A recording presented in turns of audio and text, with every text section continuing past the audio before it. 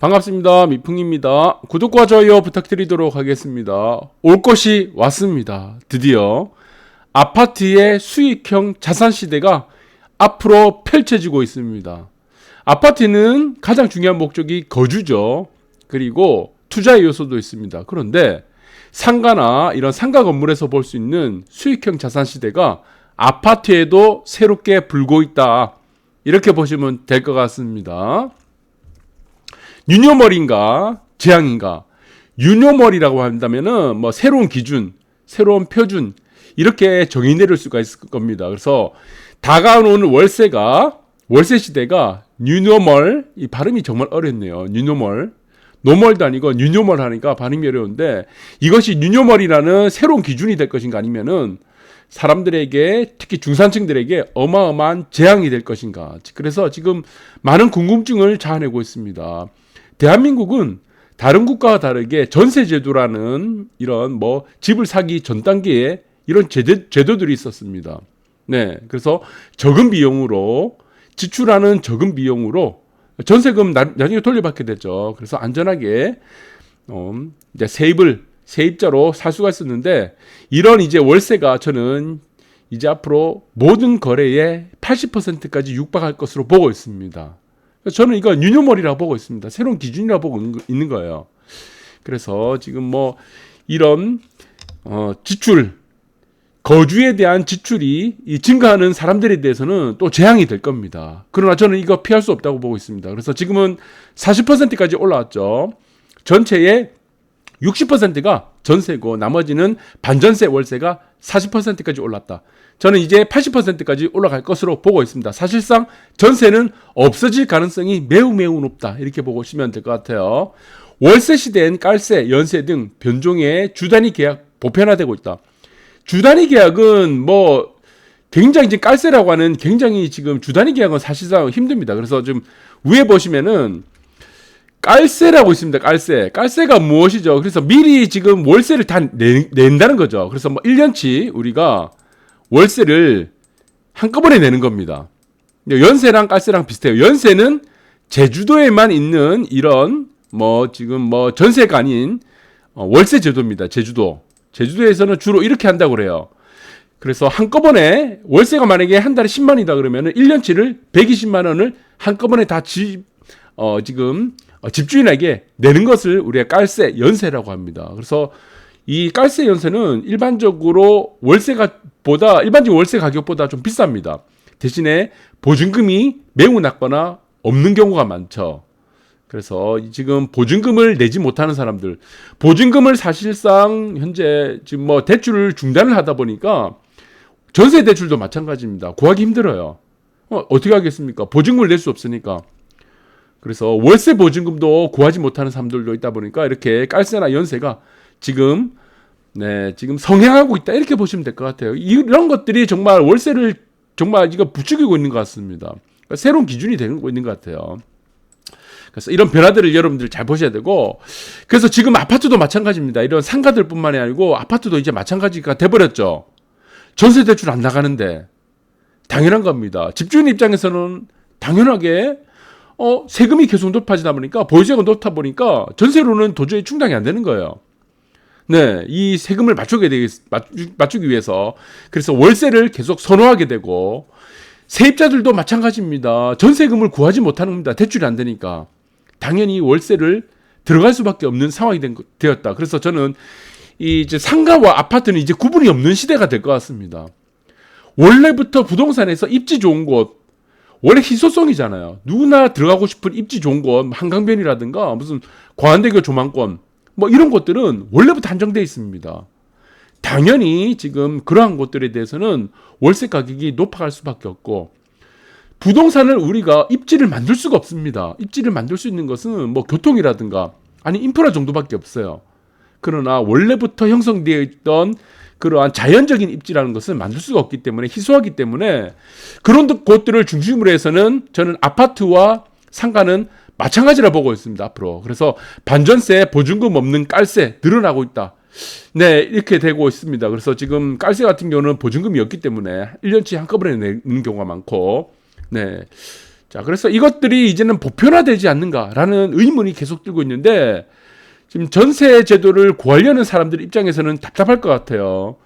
내지 않아도 되는 월세를 계속 내야 되니까. 네, 그 부분들이 서민들, 중상층들을 더욱더 서민과 중산층으로 네, 사다리를 끊어놓는 역할이 된다고 보고 있습니다. 임대차법의 저주? 네, 세입자 40%가 이제 월세가 되는 거죠. 1,000만 원 넘는 초고가 월세가 계속 급증할 수밖에 없다. 네, 좋은 곳에 살고 싶은데 보증금이 계속 올라가잖아요. 그런 곳들은 보증금을 대출이 안 되니까 그래도 월세라도 들어가자. 나 좋은 곳에 한번 살아보겠다. 그렇게 되는 논리가 되는 거죠. 그래서 도곡렉슬, 네, 도곡렉슬 타워팰리스 옆에 도곡렉슬 내는 84가 지금 국평이라고 하는 84가 보증금 8억에서 9억이 월세가 240에서 260. 네, 8, 9억에 월세 240에서 260. 이거 뭐 작은 돈이 아닐 겁니다. 이 보증금도 지금 구하기 힘들 건데 거기다 240, 260 또 나가게 되고 대치동 여러분 너무나 잘 아시던 네미안 대치팰리스 여기는 보증금이 11억 2천이에요. 거의 11억 1,900이 월세가 또 600입니다. 네, 지금 11억 2천 거의 하죠. 보증금 11억 2천에다가 거기다 플러스 매월 월세를 600만 원 써야 돼요. 네, 이게 상가하고 다른 게 뭐가 다른 게 있습니까? 그래서 지금은 이제 아파트가 수익형 자산이 되는 겁니다. 앞으로 이런 현상은 두드러질 겁니다. 왜? 월세가 계속되니까 월세화. 네, 전세라는 제도가 이제 거의 없어지니까. 그래서 아크로 리버파크 밑에 보시면은 최근 보증금 5억에 월세 1,000만 원. 5억에 월세 1,000만 원.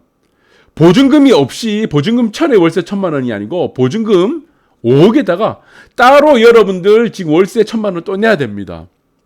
그래서 저는 이렇게 생각합니다. 여러분들이 제가 입지를 계속 부르짖는 이유가 있어요. 양극화 계속 부르짖는 이유가 있습니다. 이유가 무엇이겠습니까? 이런 월세 시장이 가속화되다면은 양극화에 대한 차별화 이런 부분도 더 가속화됩니다. 네, 그래서 저는 여러 채 여러분들 아파트 가지라는 얘기 아닙니다. 그러나 아파트 한 채를 사더라도 네, 이런 현상들을 보고 조금 이제 월세가 가속되는 부분들에서 똘똘이 한 채라도 제대로 된 입지에 있는 곳을 여러분들 사시면은 나중에 저는 큰 도움이 될 거라고 보고 있습니다. 이전에 우리가 2008년도, 2007년도 때 하락이 나타났었어요. 2010년도 때. 그때 상승은 지금 상승하고 얘기가 다릅니다. 이전에 2000년 이후로 나타났던 저금리도 있었지만 그 당시의 상승은 사실상 화폐 총량이 늘어나지 않는 상태에서 아파트 가격이 올라갔던 겁니다. 결국에는 아파트 가격이 내려갔죠. 네, 강남의 아파트들 반토막이 나는 아파트들 많았습니다. 근데 지금의 상승은 어떻습니까? 여러분들 지금까지 계속 올라왔던 상승은 무엇이 동반이 되고 있어요? 화폐 가치가 같이 늘어나고 있다는 겁니다. 화폐 가치가 같이 하락이 같이 진행되다 보니까 이것들이 이전으로 돌아갈 수가 없다는 겁니다. 가격이 내려가기 정말 힘들어요. 그래서 이 부분들을 여러분들이 기억을 잘 하시라는 부분들을 제가 강조해드리고 집 안 사고 계속 기다렸잖아요. 사람들이 왜? 부동산과의 전쟁을 한다니까. 집 팔 기회를 준다고 하니까 집 사지 마라 그러니까 기다리라 그러니까 이 말을 믿었던 사람들이 정말 어리석었던 사람들입니다. 그럼 이 사람들은 지금 어떻겠어요? 기다리면 또 돌아오겠지. 안 돌아갑니다. 화폐 총량과 함께 집값이 올라갔기 때문에 이거 이전으로 안 돌아가요. 착각하시면 안 됩니다. 어느 정도 조정을 받고 시장에 따라서 등락은 거듭할 수 있겠죠. 소강 상태들을 거칠 수도 있겠지만 그러나 근본적으로 화폐 총량이 늘어나서 거기에 함께 아파트 가격, 집값이 올라갔을 때는 정말 내려가지 않습니다. 그래서 전세 대출 규제 예고에 실수요자들 분통이 터지는 겁니다. 네. 그래서 모든 피해는 누가 받습니까? 우리가 그동안 이어졌던 수많은 규제들, 정책들은 누구를 위한 정책이었습니까? 무주택자 그리고 세입자들을 위한 정책이었습니다. 그런데 그 모든 피해는 누가 받습니까? 실수요자들. 집을 마련하려는 실수요자들하고 그리고 세입자들이 다 피해를 입는다는 겁니다. 그래서 전세대출 제한 검토하는 또 금융당국. 전세대출 하는 거예요. 규제를 하는 거예요. 또 대출을. 그러면은 월세화는 또 더 늘어나겠죠. 월세화. 이 돈 못 몹니다, 여러분들. 서민들이 저는 그렇게 세요. 이제 중산층, 집 없는 중산층하고 네, 하부계층들 그리고 지금 무주택자들은 이게 정말 부자 되기 힘듭니다. 이 구조가 자꾸 그렇게 만들어요. 싼 이자를 통해서 전세 대출 받아서 전세 들어가게 되면은 월세를 안 내도 되잖아. 그 돈을 모을 수 있잖아. 그런데 지금은 어떻습니까? 앞으로 지금 정책들을 하는 금융당국이라든가 지금의 정책들은 무엇입니까? 월세를 내서 중산층들 그리고 무주택자들이 사다리 다 끌어놓겠다는 겁니다. 이거 집을 못 사게 하는 거예요. 가난한 사람들이 더 가난해지라는 겁니다. 그것이 무엇입니까? 프롤레타르 혁명이에요, 사실은. 네, 계급 투쟁이 아닙니다. 그래서 서민, 취약계층, 실수요자들은 충격 우려가 계속되고 있습니다. 충격 우려. 네, 그렇게 되는 겁니다. 그래서 저는 이 부분들을 하나의 그림으로 나타낸다면 이겁니다. 자본이득에 대해서 차별화한다는 겁니다. 집이 없는 사람들, 돈이 없는 사람들은 너희들은 집을 사서 부자가 될 수 있는 자본이득에 대한 기회를 완전히 차단시키겠다. 그러면 당연히 가난한 사람들은 더 가난해지겠죠. 왜? 월세를 내야 되니까. 전세 대출 막아놓으니까. 그래서 이 사람들은 결국에 정부에 의지하는 사람들이 될 수밖에 없다. 저는 그렇게 생각합니다. 결국 남은 것은 임대주택을 고민할 수밖에 없다. 그것이 지금의 현실이다. 그렇게 보고 있습니다. 감사합니다.